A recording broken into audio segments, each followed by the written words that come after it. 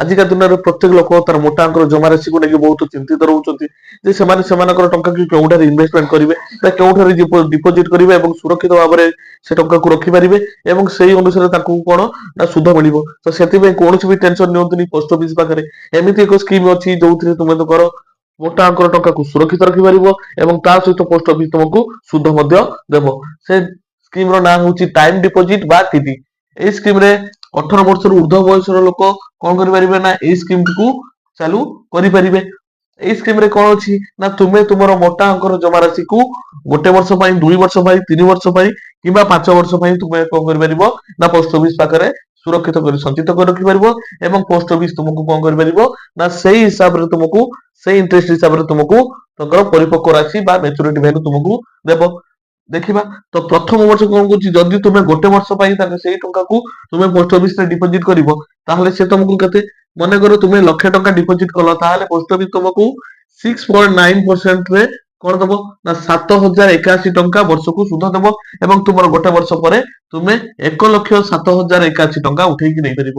ଯଦି ତୁମେ କଣ କଲ ନା 1,00,000 ଟଙ୍କା 2 ବର୍ଷ ପାଇଁ ପୋଷ୍ଟ ଅଫିସ ରେ ଡିପୋଜିଟ କଲ ତାହେଲେ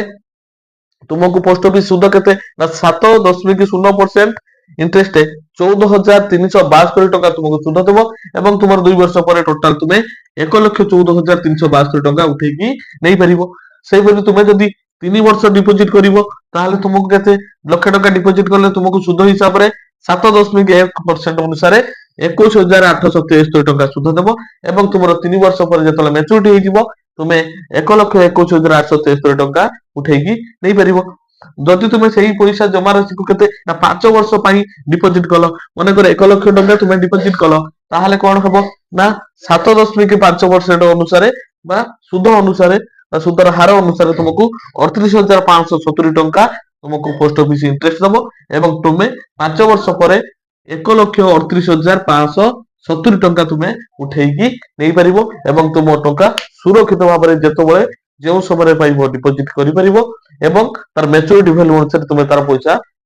ସେତିକି ବର୍ଷ ପରେ ଉଠେଇକି ନେଇପାରିବ। ଏବଂ ଯଦି ବି ତୁମେ ଚାହିଁବ ସେ ଆକାଉଣ୍ଟ ଟି ଖୋଲିବା ପାଇଁ ତାହେଲେ ତାର ଆବଶ୍ୟକ ଡକୁମେଣ୍ଟ ହଉଛି ଆଧାର କାର୍ଡ, ପାନ କାର୍ଡ ଆଉ ଫଟୋ 3 କପି। ବାସ୍ ଏତିକି ନେଇ ନିଜ ପଇସାକୁ ସୁରକ୍ଷିତ ଭାବରେ ପୋଷ୍ଟ ଅଫିସରେ ସଞ୍ଚୟ କରନ୍ତୁ ଏବଂ ତାହାର